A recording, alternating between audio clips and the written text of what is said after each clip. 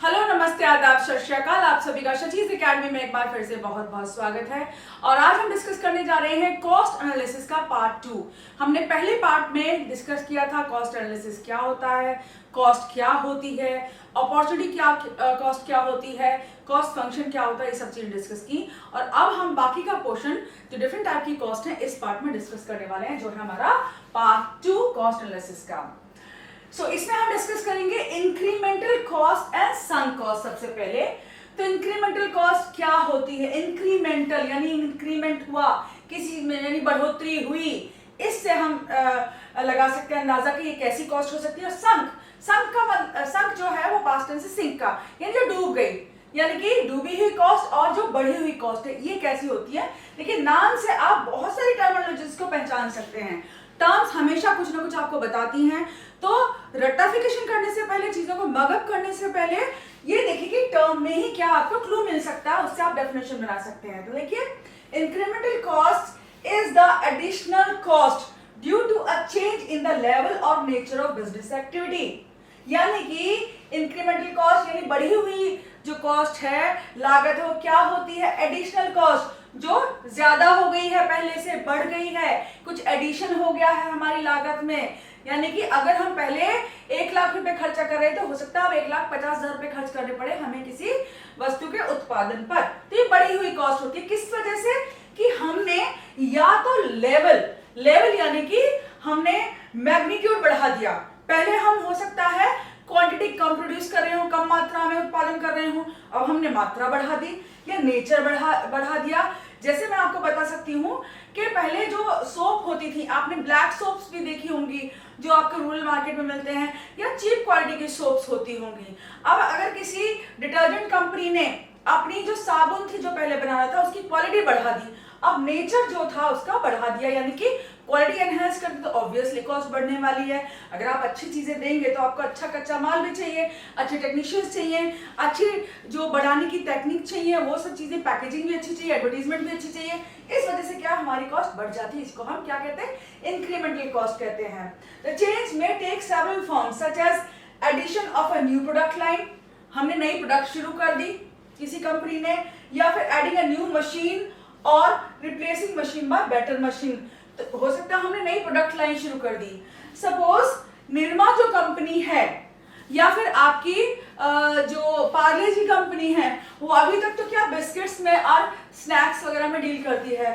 हो सकता है कल को वो डिटर्जेंट कंपनी में भी अपना हाथ डाले, या फिर और किसी स्टेशनरीज जो है, या कैमरा बनाने की कंपनी खोल ले। तो इस तरह का क्या प्रोडक्ट लाइन नई शुरू कर दी किसी ने, या फिर नई मशीनें लाए आप। मतलब अगर आप कुछ पहले बहुत हल्की मशीनें या बेसिक क्वालिटी की मशीन यूज कर रहे थे जिनसे सिर्फ आपका काम चल रहा था, अब आपने सोचा भाई बिजनेस से मुझे मुनाफा हो रहा है, मैं नई मशीन ले आता हूँ, इससे मेरा उत्पादन बढ़ जाएगा। तो आप क्या करेंगे? नई मशीन कहीं हो सकता है विदेश से, जैसे अमेरिका, रशिया, कहीं से भी आप मंगा सके, तो वहां से आप नई मशीन लगा दी, या फिर आपने पुरानी मशीन को रिप्लेस कर दी, रिप्लेसिंग यानी कि उसकी जगह नई मशीन ले आए। इनकी वजह से ये इंक्रीमेंटल कॉस्ट आ जाती है। For instance, if a company has to incur an additional expenditure of rupees 5 lakh in producing another product on the same plant, the incremental cost would be rupees 5 lakh. तो अगर 5 लाख रुपए आपने invest किए हैं कोई और नई प्रोडक्ट बनाने के लिए, कमोडिटी बनाने के लिए, तो आपकी इंक्रीमेंटल कॉस्ट कितनी होगी? 5 लाख रुपए बढ़ गई। जैसे एक और एग्जांपल ले सकते हैं हम सबसे पहले क्या कर रहे थे, हम अगर हमारे कोई छोटा सा वेंचर है, हम सिर्फ बर्गर सेल कर रहे थे, अब हमने सोचा कि हम फ्रेंच फ्राइज भी सेल करेंगे मैकडी की तरह।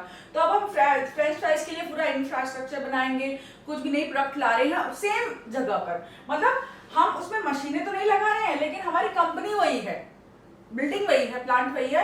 तो अब हमने 5 लाख रुपए एडिशनल खर्चा किया कि हम फ्रेंच फ्राइज भी अपने कस्टमर्स को बेच सके। तो 5 लाख रुपए हमारी क्या है? इंक्रीमेंटल कॉस्ट है। इजीली समझ में आ गया होगा।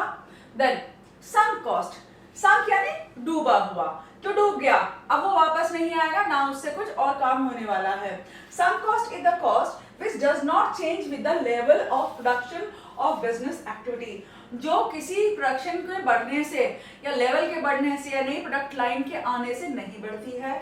These costs are not related to current और फ्यूचर बिजनेस डिसीजन मेकिंग। ये अभी के होने वाले बिजनेस जो हम निर्णय ले रहे हैं हमारे व्यापार के बारे में, या आने वाले समय में के सोचेंगे कि भाई हम एक्सपेंड करेंगे, हम नई कोई प्रोडक्ट खोले लाएंगे बाजार में, वो सबसे रिलेटेड नहीं होती है, संबंधित नहीं है। For example the interest cost of additional capital borrowed for expansion of business is incremental cost. तो अब यहाँ पे क्या है, अब इंक्रीमेंटल और सम कॉस्ट में एग्जाम्पल में डिफरेंस करें तो अगर हम कोई नया कैपिटल यानी फाइनेंस ले रहे बैंक से, हमने कोई लोन लिया, अब उस लोन के ऊपर हमें इंटरेस्ट देना पड़ेगा, तो वो क्या है, इंक्रीमेंटल कॉस्ट है। लेकिन while interest on the investments in plant and machinery introduced in the past, देखो कुछ भी नहीं है, ये जो पास्ट में हमारा जो डूब कौन सा गया, जो पास्ट में हमने इन्वेस्टमेंट किया था।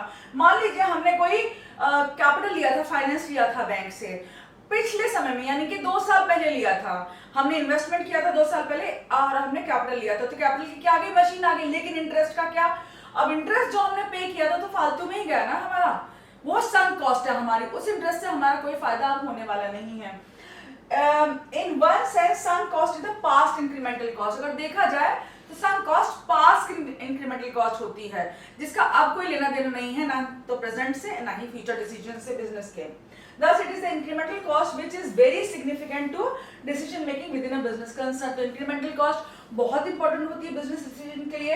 अगर हमें लग रहा है कि किसी चीज को उत्पादन करने की इंक्रीमेंटल कॉस्ट बहुत ज्यादा हो रही है, तो हम कई बार इंक्रीमेंटल कॉस्ट इन्वॉल्व नहीं करते, ना ही लोन लेते हैं। समझ में आया? और इंक्रीमेंटल कॉस्ट इसलिए भी इंपॉर्टेंट है कि वो हमारे बिजनेस को एक्सपेंड करने में हमारी मदद करती है। Then replacement cost and historical cost. फिर टर्म्स को देखो, रिप्लेसमेंट कॉस्ट, रिप्लेस करना, किसी की जगह कुछ और ले आना। जैसे हमारा कैमरा पुराना हो गया था तो हम नया ले आए, तो ये क्या, रिप्लेस करना। तो अब जो हमने कैमरा नया खरीदा उसकी वजह से जो हमारा खर्चा बढ़ा वो क्या, रिप्लेसमेंट कॉस्ट। इस तरह बिजनेस में भी क्या होता है, हम नई नई मशीन लाते हैं पुरानी मशीनों की जगह, नया बिल्डिंग बनाते हैं, या कुछ नए वर्कर्स या टेक्नीशियंस भी लाते हैं, तो सब कुछ क्या है, इंक्रीमेंटल कॉस्ट, आपकी रिप्लेसमेंट कॉस्ट है। हमने पुराने जो चीजें उन्हें निकालकर नई चीजों को वहां पे स्थापित किया है, लाए हैं, इंट्रोड्यूस किया, तो वो क्या, रिप्लेसमेंट कॉस्ट, यानी बदल देना, किसी चीज को रिप्लेस कर देना, उसकी जगह कुछ और ले आना। Replacement cost is the price paid for new plant और machines to replace the old ones, पुरानी चीजों को बदल देना। हिस्टोरिकल कॉस्ट क्या होती है? Historical cost are past data of cost incurred in plant and machinery or the cost of business operations in the past। तो ये सब कॉस्ट की तरह पास्ट कॉस्ट है हमारी, जो हमने पहले का डेटा है हमारे पास कॉस्ट रिलेटेड, वो क्या हमारी पास्ट कॉस्ट है, यानी हिस्टोरिकल कॉस्ट है। यानी कि historical cost of this plant, कभी कभी कहते हैं ना कि भाई उस जमाने में हमने जब बिजनेस शुरू किया था तो 50,000 रुपए इस पे खर्च किए थे, वो क्या, हिस्टोरिकल कॉस्ट है आपकी। Then historical costs are important for comparison of past and present data of cost। तो अब historical cost क्यों relevant है कि हम कंपेयर कर सकें कि हमने उस समय इतना पैसा खर्च किया तो इतना मुनाफा कमाया, और अब हम इतना इन्वेस्ट करके कितना मुनाफा कमा सकते हैं, या हमारी कॉस्टिंग किस तरह होनी चाहिए या है, वो हम कंपेयर कर सकते हैं बिजनेस में। और ये बहुत इंपॉर्टेंट होता है, पुराना डेटा हमेशा बिजनेस में काम आता है, और बिजनेसमैन हमेशा अपना पुराना डेटा अपनी फर्म्स के बारे में, अपने प्रोडक्ट के बारे में, प्रॉफिट्स के बारे में रखते हैं। देन डायरेक्ट और ट्रेसेबल कॉस्ट एंड इनडायरेक्ट और नॉन ट्रेसेबल कॉस्ट। डायरेक्ट सीधी, ठीक है, जैसे हमारे अकाउंटिंग कॉस्ट हमने पढ़ी थी, एक्चुअल कॉस्ट थी वो क्या थी, डायरेक्ट कॉस्ट थी हमारी। ट्रेसेबल, जिनका हम पता लगा सकें, यानी कि जो पैसा हम खर्च कर रहे हैं हमने कहाँ कहाँ खर्च किया, अगर हम 1 साल बाद भी देखें तो पता लगा सके भाई ये खर्चा यहाँ हुआ था। अकाउंट बुक्स में जो लिखा जाता है, भाई जो अकाउंट्स पढ़ रहे होंगे उनको तो अच्छी तरह पता होगा कि हर पैसे को हम अकाउंट बुक्स में लिखते हैं। जैसे अगर हमारे 5,000 रुपए या 500 रुपए भी कहे गए हैं, no matter how small the amount is, हम उसको लिखेंगे, कितना भी छोटा अमाउंट हो अकाउंट बुक्स में लिखा जाता है, क्योंकि हम उसका फिर पता लगाना चाहे तो लगा सकते हैं कि भाई खर्चा कहाँ हुआ था, हमारा मुनाफा कितना हुआ था, हमने लागत कितनी लगाई, इनपुट्स कितने गए, सब कुछ आपका लेखा जोखा होता है। एंड इनडायरेक्ट और नॉन ट्रेसेबल कॉस्ट, और इनडायरेक्ट यानी परोक्ष, जो छुपी हुई हैं, जो डायरेक्टली हमें कॉस्ट नहीं दिखती हैं लेकिन हो रही हैं, हमारे बिजनेस के लिए जरूरी भी हैं, और पर हम उन्हें ट्रेस नहीं कर सकते, मतलब उनका पता नहीं लगा सकते कि कहाँ गई वो और उनका क्या हुआ। Direct costs are costs that are readily identified and are traceable to a particular product, operation or plant। Direct cost कौन सी होती है, जिनको हम readily identify कर सके, पता लगा सके। For example, explicit cost on plant labour, raw material etcetera which is kept in book of accounts. तो पहले हमने पहले पार्ट में पढ़ा था एक्सप्लिसिट और implicit cost. Explicit cost actual cost होती हैं जो हम पता लगा सकते हैं, जो हम खर्चा करते हैं, नगद नारायण देते हैं अपने बिजनेस के लिए, सबको पैसा देते हैं। भाई रॉ मटेरियल लेने जाओ आप किस चीज के लिए, यानी कच्चा माल जब लोगे, अगर आप बर्गर बना रहे हो, कच्चा माल क्या लगेगा, टमाटर लगेगा, आलू लगेगा, मटर लगेगा, प्याज लगेगा, जो भी कुछ आप उसमें डालते हो, लेट्यूस, लीव्स, मेयोनीज, ये सब क्या है, उसके लिए कच्चा माल है। बन, अगर आप खुद बन बनाते हो तो आपको मैदा वैदा लगने वाली है। तो आप क्या करेंगे, इन सब के लिए क्या करते हैं, हम पैसा देकर इन्हें खरीदते हैं। तो वही क्या है, आपकी डायरेक्ट कॉस्ट है, एक्चुअल कॉस्ट है, एक्सप्लिसिट कॉस्ट है। Clear? Then indirect costs are not readily identified nor visibly traceable to specific goods, services, operations। तो readily हम इन्हें आइडेंटिफाई नहीं करा सकते, मतलब ये छुपी सी रहती है, हमें पता नहीं लगेगा डायरेक्टली। अब एग्जांपल देखते हैं, इससे समझ में आएगा आपको। Examples of such costs are electric power, cost of canteen, sanitation, hygiene, aesthetics of building of the firm। अब एस्थेटिक्स सबसे अच्छा एग्जांपल है इस चीज के लिए। भाई देखो, हमने बड़े बड़े पॉट्स लगाए हुए हैं, अब डायरेक्टली वो हमारे बिजनेस में कितना बेनिफिट कर रहे हैं हम क्या जाने, और हमने उन पर खर्चा ही कितना कर दिया। कई बार ऐसा होता है कि हम अपने वर्कर्स का टाइम, जो मैन डेज होते हैं हमारे, वो लगा देते हैं बहुत सारा टाइम हमारी साफ सफाई में, अपनी बिल्डिंग की में, और उसके जो दीवारें उसको साफ करने में, गमले लगाने में, प्लांट्स लगाने में। ऑफ कोर्स वो ऑक्सीजन देते हैं और आंखों को बहुत ज्यादा ठंडक देते हैं, बहुत अच्छा भी लगता, प्लेजेंट फील होता है उस एनवायरनमेंट में, एनवायरनमेंट को पूरा अच्छा कर देते हैं। लेकिन आप डायरेक्टली ये नहीं कह सकते भाई इतनी कॉस्ट, प्रोडक्शन हमने इसमें इतनी कॉस्ट लगाई और इसका हमें इतना मुनाफा हुआ। फिर इलेक्ट्रिक पावर, इलेक्ट्रिक पावर आपकी जो बिजनेस में है, मशीन चलाने में तो यूज होती है, जो वहां पे वर्कर्स हैं उनके लिए भी यूज होती है, तो वो डायरेक्टली आप ट्रेस नहीं कर पाते कि कितना एग्जैक्टली आपने उत्पादन में खर्च किया, कितनी आपकी फालतू वहां पे खर्चा हो गई। कॉस्ट ऑफ कैंटीन, अब कैंटीन की जरूरत है लेकिन वो डायरेक्टली कितना आपका खर्चा बिठा रही है आप ये पता नहीं लगा सकते, तो इस तरह की कॉस्ट को नॉन ट्रेसेबल कॉस्ट या इनडायरेक्ट कॉस्ट कहते हैं। Then shutdown and abandonment cost. Shutdown, abandonment, दोनों का मीनिंग समझ। शटडाउन बंद कर देना, यानी कुछ समय के लिए बंद कर देना, हमेशा के लिए उसे अबैंडन, अबैंडन यानी बिल्कुल खत्म ही कर देना, छोड़ ही देना उसको। ठीक है, कोई प्लांट आपने पर्टिकुलरली त्याग दिया है कि अब कभी भी 2 साल, 10 साल, 20 साल में इसमें कोई प्रोडक्शन नहीं होगा, मतलब फैक्ट्री अब खत्म ही कर दी। अबैंडन मतलब छोड़ देना किसी को, जैसे कहते हैं ना, ही अबैंडन्ड हिज चाइल्ड, या I saw an abandoned child, यानी किसको, जिस बच्चे को किसी ने छोड़ दिया हो। इस तरह अबैंडनमेंट का मतलब होता है कि किसी को छोड़ देना। अब देखो यहाँ पे shut down cost, they are the cost incurred in the event of temporary cessation, termination, मतलब कुछ समय के लिए आपने अपना प्रोडक्शन बंद कर दिया, शट डाउन कर दिया है। मतलब कहते हैं ना शट डाउन हो गया, आप तो शट डाउन कर दो मशीन को, ये शट डाउन होता है कुछ समय के लिए। Of business activities and which could be saved if operations were allowed to continue. अब देखिए, जब कोरोना हुआ, कोविड-19 में बहुत सारी फैक्ट्रीज शट डाउन हो गई, उस पीरियड को हम शट डाउन कहेंगे, 2 महीने के लिए बंद रही, उसे क्या कहेंगे, शट डाउन कहेंगे। यहाँ पे क्या हुआ, here the property is not disposed of, यहाँ प्रॉपर्टी को बेचा नहीं जाता, बंद करके हमेशा के लिए छोड़ नहीं दिया जाता है, अबैंडन नहीं किया जाता। For example, many firms shut down their operations during COVID-19 but resumed operations after the lockdown। Lockdown के बाद सब खुल गई, तो ये शट डाउन था। देन abandonment कॉस्ट क्या होती है। अब देखिए यहाँ पे एक चीज और हम भूल गए, शट डाउन कॉस्ट में क्या होता है, ये बचाई जा सकती हैं। शट डाउन कॉस्ट यानी कि आपकी शट डाउन कॉस्ट क्या एग्जैक्टली होती है वो देख लेते हैं, कि जब आपने अपना प्लांट बंद किया, अपनी फैक्ट्री बंद की, तो उसमें आपका जो बेसिक बिजली का बिल हर महीने जाता था वो जाएगा।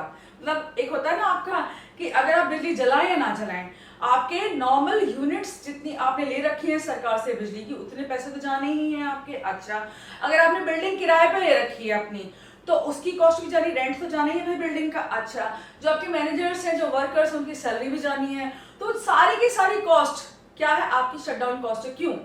क्योंकि अगर आप उत्पादन कर रहे होते तो आपको कुछ मुनाफा भी होता। अब क्या है, प्रोडक्शन तो कुछ हो नहीं रहा है, खाली पीली बंद हो गई है आपकी पूरी फैक्ट्री, लेकिन आपको फिर भी पैसा देना पड़ रहा है, यही शटडाउन कॉस्ट होती है। abandonment cost are the cost of retiring a fixed asset from use। Fix assets कौन से होते हैं, आपकी मशीन होती है, आपकी बिल्डिंग होती है जहां आपने फैक्ट्री लगा रखी है। अब आपने उसे परमानेंटली छोड़ दिया तो क्या होगी, वो abandonment कॉस्ट है। जैसे कि मैं आपको बता सकती हूँ कि वॉर टाइम में बहुत सारी छोटी छोटी फैक्ट्रीज लगा ली जाती हैं, छोटे छोटे प्रोडक्शन यूनिट्स लगाई जाती हैं, जैसे कि आपने ढाबे ही लगा लिए, जैसे कहीं पे बॉर्डर पे जंग छिड़ गई तो वहां पे क्या है इक्विपमेंट असेंबलिंग की कुछ मशीन लगा ली गई, या जैसे वर्ल्ड वॉर चली थी आपकी 4 साल तक फैक्ट्रीज वहां पे 4 साल तक चली, अगर तो 4 साल तक वहां फैक्ट्रियों ने काम किया, लेकिन जब वर्ल्ड वॉर खत्म हुई तो वहां की फैक्ट्रीज खत्म कर दी गई और वो किसी काम नहीं आई थी। ऐसी बहुत सारी वॉर टाइम फैक्ट्रीज हैं। For example plant installed in war time may not be useful during peace time, peace time में उसका कोई यूज नहीं। इसका बहुत अच्छा एग्जाम्पल अभी हम आपको दे सकते हैं। बहुत सारी छोटी छोटी जो फर्म्स थी वो बनी थी मास्क बनाने की आपकी कोविड-19 के टाइम पे। इस तरह सैनिटाइजर भी था, सैनिटाइजर बनाने की भी चली थी।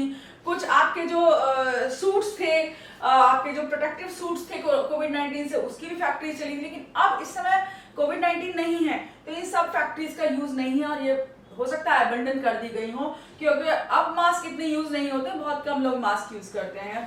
तो इस तरह क्या है ये अबंडनमेंट कॉस्ट, यानी आपने बिल्कुल ही आपने हो सकता है 10 लाख रुपए किसी प्लांट को खड़ा करने में, उसे बिजनेस को बनाने में लगाए, लेकिन वो सारे के सारे आपको बेचना पड़ा, वो खत्म करना पड़ा, प्रोडक्शन आपको डिस्पोज ऑफ करनी पड़ी। तो वो क्या है, कभी उम्मीद नहीं होती ऐसे प्लांट के खुलने की, ना ही कभी उसमें प्रोडक्शन दोबारा होता है। तो ऐसे को क्या कहते हैं, अबंडनमेंट कॉस्ट है। वो किस लिए हमें वहन करनी पड़ी, क्योंकि हमने वो प्लांट को खत्म ही कर दिया। It means permanent cessation of activity and raises the problem of disposal of assets, यानी मशीनें बेचनी पड़ेंगी हमें, अपना प्लांट, अपना किराया वहां से छोड़ना पड़ेगा, जो किराए का ले रखा था हमने प्लांट, सब कुछ छोड़ना पड़ेगा, हमें खत्म करना पड़ेगा। देखिए आपकी शटडाउन कॉस्ट में टेम्परेरी सेसेशन होता है, टेम्परेरी रोक होती है प्रोडक्शन पे, यहाँ क्या परमानेंट ही आपने खत्म कर दिया। Then short run versus long run cost. Short run costs are cost for small increase in production for short period. It does not involve buying new plant and machinery. Short run में क्या होता है, short run normally आपका 2-4 महीने से लेकर 1 साल तक का समय होता है, जहां पर आप इतना ज्यादा पैसा खर्च नहीं करते अपने बिजनेस पे। जैसे कि आप नया प्लांट नहीं लेते, नई मशीनरी नहीं लेते, आप नई फैक्ट्री नहीं लगा लेते 1 साल में, क्योंकि 1 साल बहुत कम समय होता है किसी भी चीज को एकदम से बदलने का। मतलब 2-4 महीने से 6 महीने तक का नॉर्मली स्मॉल पीरियड माना जाता है, और कुछ बड़ी फर्म्स के लिए स्मॉल पीरियड जो है 1 साल तक जाता है। देखिए स्मॉल पीरियड का मतलब समझिए, पहले इकोनॉमिक्स में, मैनेजमेंट इकोनॉमिक्स में स्पेशली आपको ये जानना पड़ेगा कि स्मॉल पीरियड होता क्या है। वैसे तो हम 2-4 महीने से लेकर साल भर का पीरियड स्मॉल पीरियड लगा लेते हैं, लेकिन इसका सही मीनिंग ये है कि जिस बिजनेस को जितना टाइम लगे उस हिसाब से स्मॉल पीरियड बदलते रहते हैं। जैसे बड़ी कंपनी है, बड़ी कोई इंडस्ट्री है, शुगर इंडस्ट्री आपको लगानी, तो उसके लिए लगभग आपको 2 साल लग जाएंगे, तो उसके लिए स्मॉल पीरियड 1 साल का है। लेकिन अगर आपको पान ठेला खोलना है, आपको बर्गर्स का ठेला खोलना है, तो उसके लिए स्मॉल पीरियड कितना हो गया, आपके 2 दिन हो गए। तो हर बिजनेस के लिए स्मॉल और शॉर्ट रन और लॉन्ग रन पीरियड बदलते रहते हैं। अगर छोटा बिजनेस है उसका उतना ही, जो शॉर्ट रन पीरियड उसका उतना ही छोटा होगा, क्योंकि उसके लिए इन्वेस्टमेंट कम लगता है। देखिए सब कुछ पैसे पे निर्भर करता है और बिल्डिंग पे निर्भर करता है, मशीन्स पे निर्भर करता है। जितनी ज्यादा मशीन, जितना ज्यादा पैसा, उतना ही स्मॉल पीरियड बड़ा हो जाएगा, और जितनी कम मशीन है, जितना कम पैसा आपके बिजनेस में लगेगा, उतना ही स्मॉल पीरियड आपका कम हो जाएगा। ऐसे लॉन्ग पीरियड के साथ में भी है, right. Then short run costs are those costs that vary with output when fixed plant and capital equipment remain the same. आप देखिए स्मॉल पीरियड में कोई सा भी बिजनेस ले लो, लेकिन स्मॉल पीरियड में आप एकदम से मशीनें नहीं खरीद पाते, एकदम ठेला नहीं। जैसे कि अगर हम कहें कि हमें एक छोटा सा बर्गर का ठेला लगाना है, वेंडर आपको फूड ट्रक लेना है, तो उसके लिए भी कम से कम आपको महीना भर लग जाएगा, उसके लिए वो स्मॉल पीरियड है। आपको सब्जी का ठेला लगाना है, आप वेंडर बनना चाहते हैं वेजिटेबल्स की, तो आपको ठेला खरीदने में कम से कम 2 या 3 दिन लगेंगे। ऐसा तो है नहीं कि मैंने कहा नहीं भाई 1 घंटे में मुझे प्रकट कर दो ठेला, मैं तो अभी सब्जी बेचने जा रही हूँ, तो ऐसा नहीं हो सकता। आपको कुछ समय चाहिए होता है अपनी चीजों खरीदने में। उस समय क्या स्मॉल पीरियड वो एक ऐसा पीरियड होता है जहाँ पे आप अपनी जो मशीनें हैं, प्लांट है, बड़ा खर्चा नहीं करते, मतलब आप उसी में छोटे से चीज में काम चला लेते हैं। जैसे अगर आपको चाहिए कि आपकी एक फैक्ट्री है छोटी सी, आप उसमें ब्रेड और बर्गर्स बनाते हैं, और आपकी कैपेसिटी है कि आप एक दिन में 100 पैकेट ब्रेड के बना लेंगे। अब क्या हुआ, आपके पास तो 1000 पैकेट ब्रेड का ऑर्डर आ गया एकदम से। अब 1000 पैकेट ब्रेड तो आप नहीं बना सकते, और ना ही एकदम से नई बेकरी प्रकट कर सकते, नई खड़ी कर सकते। नई बेकरी एकदम थोड़ी लगा लोगे भाई 2 दिन में, तो आपको कम से कम 2 महीने या 3 महीने लग जाएंगे नई बेकरी लगाने में, हो सकता है 5 महीने भी लग जाए। ठीक है, अलग अलग बिजनेस के अलग अलग आपके स्मॉल पीरियड इसीलिए मैंने बताए हैं। रियल बिजनेस में देखिए किताबों से अलग काम होते हैं थोड़े से। तो मैनेजर इकोनॉमिक्स में पढ़ा रही हूँ तो आपको सही बिजनेस की जानकारी देना भी मेरा फर्ज बनता है, ठीक है। तो आप क्या करेंगे, आप 2-4 महीने बाद नई बेकरी लगाएंगे, लेकिन 1000 पैकेट ब्रेड का जो आप उत्पादन नहीं कर सकते, लेकिन अगर 200 पैकेट ब्रेड का ऑर्डर कहीं से आता है तो आप करेंगे, कैसे करेंगे, आप अपनी मशीनों पे ओवरटाइम काम करेंगे और अपने वर्कर्स को ओवरटाइम काम करा लेंगे, ठीक है। मशीनें ज्यादा चला लेंगे और वर्कर्स को भी ज्यादा काम पे लगाकर आप कर सकते हैं। इसका मतलब क्या है, शॉर्ट रन में आपने जो खर्चा किया अपने उत्पादन पर बिना प्लांट और मशीनरी के खर्चे के, आप किस पे खर्चा करते हैं, रॉ मटेरियल पे खर्चा करते हैं, अपने जो वर्कर्स हैं उन पे वेजेस दे देते हैं, एक्स्ट्रा ओवरटाइम वेजेस देते हैं, लेकिन आप प्लांट या मशीनरी शॉर्ट पीरियड में नहीं खरीदते। आप उत्पादन सिर्फ अपने जो अवेलेबल रिसोर्सेज है उन्हीं के द्वारा करते हैं। Short run cost are more relevant when firm has to decide whether or not to produce more in immediate future. Immediate future यानी हाल फिलहाल में अभी प्रोड्यूस करना है, अभी तो एकदम से नहीं हो सकता ना कि अभी आपने फैक्ट्री प्रकट कर ली, नहीं, फैक्ट्री लगाने में टाइम लगता है, मशीनें खरीदने में टाइम लगता है और वो लॉन्ग पीरियड में ही हो सकते हैं। क्यों, क्योंकि वो फिक्स्ड एसेट्स हैं। फिक्स्ड एसेट्स को आप शॉर्ट पीरियड में नहीं खरीद सकते हैं, आप लॉन्ग पीरियड में ही खरीद सकते हैं, क्योंकि पहली बात उनके लिए पैसा चाहिए, दूसरी बात मशीनें जो मिलने वाली हैं वो भी आपको एकदम अवेलेबल नहीं होती, आपको ढूंढना पड़ता है कहाँ से। आपको हो सकता है इंपोर्ट करनी पड़े मशीन, इंपोर्ट करने के टाइम पे हो सकता है आपको 2-4 महीने लग सकते हैं, पूरा बड़ा सा प्लांट खरीदने में, उसको सेटअप करने में टाइम लगता है। इसीलिए फिक्स्ड एसेट्स को आप नहीं बदलते शॉर्ट पीरियड में, आप सिर्फ कौन से एसेट्स को बदलते हैं, वेरिएबल एसेट्स को, वो हम आगे भी पढ़ेंगे। Then, in this case, setting up a new plant is ruled out, मतलब नया प्लांट हम एस्टेब्लिश नहीं कर सकते, and the firm has to manage with the given plant, और उसी फैक्ट्री के साथ उन्हीं मशीनों के साथ उसको काम करके अपना उत्पादन बढ़ाना पड़ता है। Then, long run cost. Long run costs are those that vary with output when all input factors including plant and equipment vary नहीं चेंज होना। लंबे समय में क्या होता है, आप अमीर हो गए होते हैं सपोज बिजनेस में, या फिर आप लोन भी ले सकते हैं बैंक से और आप नई फैक्ट्री लगा सकते हैं प्लस नई मशीनें खरीद सकते हैं। तो लंबे समय में सारे फैक्टर्स जो होते हैं प्रोडक्शन के, सारे जो उत्पादन के साधन हैं उनको आप चेंज कर सकते हैं। तो लंबे समय में कोई फैक्टर फिक्स्ड नहीं होता। शॉर्ट पीरियड में कुछ फिक्स्ड फैक्टर्स ऑफ प्रोडक्शन होते हैं, कुछ वेरिएबल फैक्टर्स होते हैं, यानी कुछ को आप चेंज नहीं कर सकते, कुछ को चेंज कर सकते हैं, लेकिन लंबे समय में आप सारे फैक्टर्स को चेंज कर सकते हैं। यानी कि आप नई फैक्ट्री लगा सकते हैं, नई मशीनें खरीद सकते हैं, नया उत्पादन कर सकते हैं, नई चीजें उत्पादन कर सकते हैं, बिजनेस बदल सकते हैं, कुछ भी कर सकते हैं, मतलब सब कुछ चेंज हो जाता है लंबे समय में। Long run cost become relevant when the firm has to decide whether to set up a new plant. तो long run cost किसके लिए ज्यादा जानी जाती है, नए प्लांट और मशीनरी के लिए, ठीक है।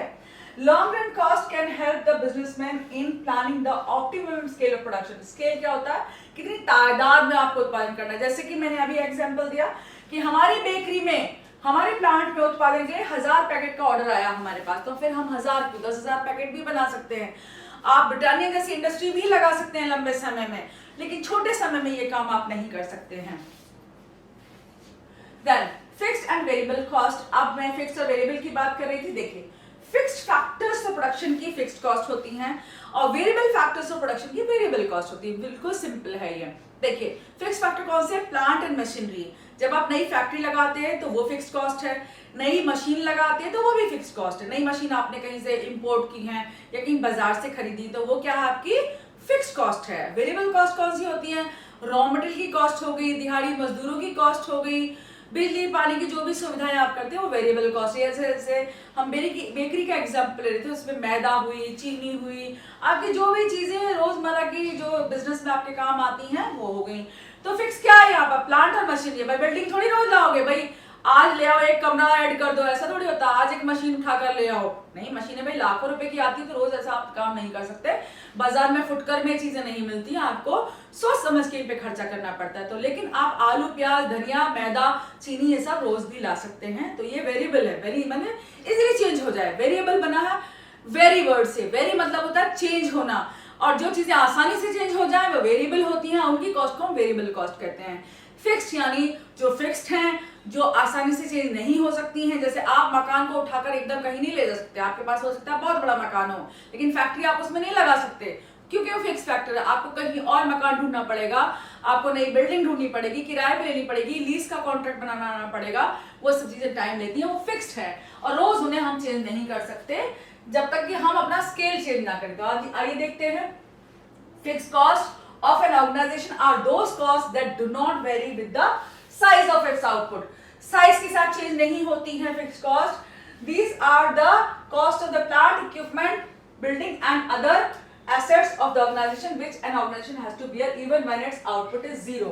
देखिए आउटपुट कितने साइज का है इससे फिक्स कॉस्ट का मतलब नहीं है। मान लीजिए आपने एक बेकरी लगाई, मैं बेकरी का एग्जांपल बार क्यों लेती हूँ क्योंकि समझ में आ जाता है। आप स्टील प्लांट का लेंगे तो शायद समझ में ना आए, या आप शुगर इंडस्ट्री का एग्जांपल भी ले सकते हैं। वहां पे क्या है, अगर आपको शुगर इंडस्ट्री लगानी है, आपने शुगर इंडस्ट्री लगा ली और आपके पास गन्ना, हो सकता है आपके पास गन्ना बहुत कम आया, आप सिर्फ 100 बोरी चीनी उत्पादन कर सकते हैं, लेकिन आपके प्लांट में 5 लाख बोरी जो होते हैं, कट्टे होते हैं ना, जो जिनमें हम पैकेट्स आप शुगर का उत्पादन कर सकते हैं, लेकिन आप प्रोड्यूस कितना कर रहे हैं, सिर्फ 100 पैकेट्स आप प्रोड्यूस कर रहे हैं, उसमें उत्पादन कर रहे हैं। इसका मतलब क्या हो रहा है कि आपका जो प्लांट है वो 5 लाख पैकेट्स डेली प्रोड्यूस कर सकता है, लेकिन आप सिर्फ 100 पैकेट्स प्रोड्यूस कर रहे हैं। इसका मतलब क्या है कि 5 लाख पैकेट तक आपका वही प्लांट काम कर जाएगा। और अगर देखिए, अगर आप कोई भी शुगर उत्पादन नहीं करें, एक पैकेट भी ना बनाए, तब भी आपकी फिक्स कॉस्ट वहां पे रहेगी। यानी प्लांट और मशीनरी की कॉस्ट आपको बियर करनी ही पड़ेगी। जो मशीनें आपने ली हैं उनकी कॉस्ट, सपोज आपने 20 लाख की मशीनें वहां पे लगाई है, 1 करोड़ की मशीनें लगाई। शुगर प्लांट में इतनी सस्ती मशीनें तो होती नहीं है, 1 करोड़ की या ज्यादा कई करोड़ की मशीनें लगा ली। उसके बाद आपका जो प्लांट है वो भी सपोज कई करोड़ का है, तो सपोज 10 करोड़ आपने उस प्लांट में लगाए थे अपनी शुगर मिल में, तो आपके 10 करोड़ की कॉस्ट तो आपको बियर करनी ही पड़ रही है, चाहे आप एक पैकेट भी शुगर का ना बनाए। इसका मीनिंग ये है, जैसे कि बेकरी में भी अगर आप एक पैकेट भी ना बनाए ब्रेड का, तब भी आपकी बेकरी की, प्लांट की और मशीन की कॉस्ट आपको बियर करनी पड़ेगी। यानी कि फिक्स कॉस्ट वो कॉस्ट होती हैं, चाहे उत्पादन आप करें ना करें, उत्पादन आपका 0 हो, आपको वो वहन करनी पड़ती हैं। देन आता है fix cost include interest on the investment in plant. अब एग्जांपल्स है इसके, जो इंटरेस्ट हो, हम ब्याज देते हैं जो अपने प्लांट के इन्वेस्टमेंट पे, जैसे हमने बैंक से लोन लिया था अपने प्लांट को लगाने में, अपनी बेकरी को खोलने में या शुगर मिल को लगाने में, तो इंटरेस्ट हमें पे करना ही पड़ेगा। चाहे आप शुगर भाई बनाओ मत बनाओ, ब्रेड का पैकेट मत बनाओ, एक भी आपको इंटरेस्ट तो बैंक को देना ही पड़ेगा, ब्याज तो देना पड़ेगा जो आपने उधार लिया था। बिल्डिंग्स एंड इक्विपमेंट, जो मशीनें, जो बिल्डिंग आपने खड़ी की है उसकी भी कॉस्ट आपको रेंट देना पड़ेगा या उसकी कॉस्ट आपको बियर करनी पड़ेगी, खर्चा तो हो ही गया ना उसमें। Depreciation of machinery and buildings, देखिए अब ऐसे तो है नहीं आपने मशीन लगा ली वो आपकी हमेशा चलेगी, आप उसको चलाओ मत चलाओ डेप्रिशिएट होती है। इनफैक्ट जब मशीनें सिर्फ खड़ी रहती है उनमें जंग लग जाता है, वो ज्यादा खराब होती है। चलती हुई मशीनें इनफैक्ट कम खराब होती हैं, लेकिन आपकी बंद मशीनें ज्यादा खराब हो जाती हैं, तो वो ज्यादा आपकी डेप्रिसिएशन होगा। बिल्डिंग, अगर बिल्डिंग में कोई काम नहीं हो रहा, बंद पड़ी है, सीलन आ जाएगी, पपड़ी जम जाएगी, वो बिल्डिंग आपकी ढह भी सकती है। इसका मतलब बिल्डिंग और मशीनरी को रख रखाव और देखभाल की जरूरत होती है, और अगर आपका प्रोडक्शन नहीं हो रहा तो आपकी प्लांट और मशीनरी जल्दी खराब होने वाले हैं। And other fixed assets, salaries of manager and administrative staff, और भाई मैनेजर आपने रखा तो दिहाड़ी मजदूर तो है नहीं, वो आपको मैनेजर की सैलरी देनी पड़ेगी। आपको जो एडमिनिस्ट्रेटिव स्टाफ है, बोर्ड ऑफ डायरेक्टर्स है या कोई भी है, बड़े बड़े मैनेजर्स या अकाउंटेंट्स हैं, उनकी सबकी सैलरी देनी पड़ती है। Fixed cost can not be avoided, इसका मतलब है इनसे बचा नहीं जा सकता। जैसे शुगर मिल होती हैं, वो आपको शायद पता होगा सिर्फ 6 महीने साल में काम करती है, लेकिन उनकी जो कॉस्ट है फिक्स कॉस्ट, वो सब उनको बियर करनी पड़ती है पूरे साल के लिए। जैसे आपके जो मैनेजर्स हैं, जो आपकी जो भी वर्कर्स है बहुत हायर ग्रेड के, जो एडमिनिस्ट्रेटिव स्टाफ है, उसकी सैलरी आपको देनी पड़ेगी। मशीनों का जो वियर टियर है, रख रखाव है, वो भी आपको झेलना पड़ेगा। मशीनें पुरानी हो गई तो रिप्लेसमेंट कॉस्ट भी आपको बियर करनी पड़ेगी, यानी बदलनी पड़ेंगी। तो इस तरह के खर्चे आपको बियर करने पड़ेंगे। ये नहीं हो सकता कि 6 महीने फैक्ट्री चली तो 6 महीने की कॉस्ट हमें बियर करनी पड़ेगी, बट जिसका जो फैक्ट्री है उसको तो कॉस्ट बियर करनी पड़ेगी। Then these cost are fixed if the production has to be done. अगर प्रोडक्शन करना है तो ये कॉस्ट फिक्स होती हैं, ये चेंज नहीं हो सकती। जैसे कि 10 करोड़ का आपका प्लांट लगा है, शुगर मिल लगी, 10 करोड़ का आपको वहन करना पड़ा, चाहे प्रोडक्शन उसमें आप 0 अमाउंट का करो, उससे फर्क नहीं पड़ता है। Then they can be avoided only when operations are completely close down. अगर ऑपरेशंस बिल्कुल खत्म कर दिए जाएं, यानी कि आप प्लांट को ही बेच रहे हो, एबंडन कर रहे हो, मशीन बेच दोगे, प्लांट बेच दोगे, जैसे वॉर टाइम का हमने एग्जांपल लिया, आपने फैक्ट्री बंद करी और बंद करने के बाद उसे बेच दी, उसकी मशीनें बेच दी, एबंडन कर दिया, मतलब बिल्कुल ही बिजनेस बंद कर दिया, उस केस में आपकी अवॉइड कर सकते हो। वरना जब तक प्रोडक्शन चालू है, जब तक आप फैक्ट्री को शटडाउन पोजीशन में रखो जैसे कोरोना के टाइम, तो आप फैक्ट्री की कॉस्ट को आपको बियर करना पड़ेगा।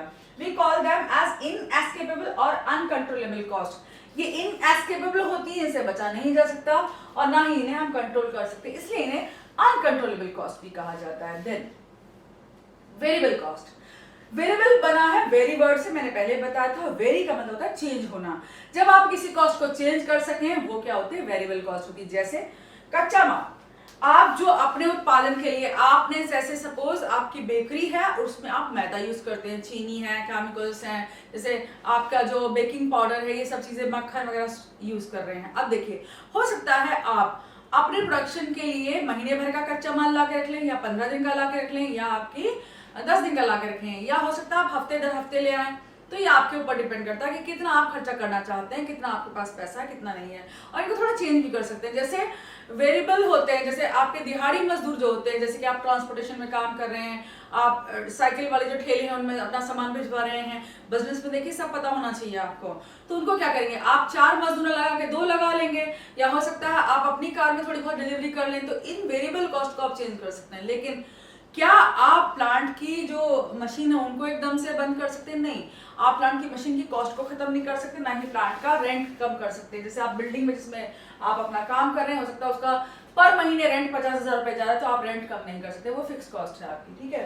देन आपका variable cost of an organization are those cost that vary with in the size of its output. जब आउटपुट बड़ा होगा, यानी आपको ज्यादा पैकेट ब्रेड के बनाने हैं तो ज्यादा मैदा लगेगी, और कम पैकेट बनाने तो कम मैदा लगेगी, बिल्कुल सिंपल है।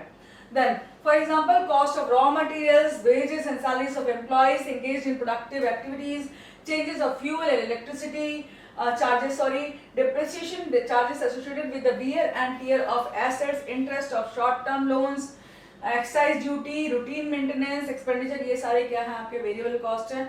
आपका जितना तादाद में आप प्रोडक्शन है, इनफैक्ट इलेक्ट्रिसिटी कॉस्ट भी थोड़ी बहुत वेरिएबल है। क्यों? क्योंकि देखिए, आप बहुत ज्यादा देर तक मशीनें चलाएंगे तो बिल ज्यादा आ जाएगा, कम देर तक मशीनें चलाएंगे तो कम बिल आएगा। इस तरह की कॉस्ट जो आपकी होती है वेरिएबल होती है, थोड़ी बहुत चेंज होती रहती है। जैसे कि आपका जब मशीनें आपकी नहीं चली कोविड-19 के टाइम पर, तो बिजली का बेसिक बिल तो गया, लेकिन जो प्रोडक्शन के लिए बिल जा रहा था वो नहीं गया होगा कंपनीज का, तो ये वेरिएबल कॉस्ट हो जाती है। बिजनेस में ऐसी छोटी मोटी बातें आपको ध्यान रखनी पड़ती हैं। देन अब हमारा जो कॉस्ट थे, जितने टाइप्स के कॉस्ट थे हमने पूरे कर लिए हैं। Thank you so much for liking, subscribing channel, my channel, और इतना देर तक वीडियो देखने के लिए। देखिए, वीडियो थोड़े लंबे इसलिए जरूर होते हैं कि मैं बहुत ध्यान से समझाने की कोशिश करती हूँ कि कोई पॉइंट आपका रह ना जाए। फिर भी अगर कोई पॉइंट रह जाता है तो आप दोबारा पूछ सकते हैं। धीरे धीरे मेरा फ्लो बनता जा रहा है, मैं नई नई वीडियोस डालती रहूंगी अभी आपके लिए। Thank you so much, take care, God bless you. और अगले पार्ट में हम शॉर्ट टर्म और लॉन्ग टर्म कॉस्ट पढ़ेंगे, एनुअल कर्व पढ़ेंगे, और जो आपका लॉन्ग रन एवरेज कॉस्ट है, मार्जिनल कॉस्ट है, वो पढ़ेंगे। तो कॉस्ट का पोर्शन अभी पूरा नहीं हुआ है, हम नेक्स्ट पार्ट में फिर दोबारा से पढ़ेंगे। Thank you so much, take care, God bless you.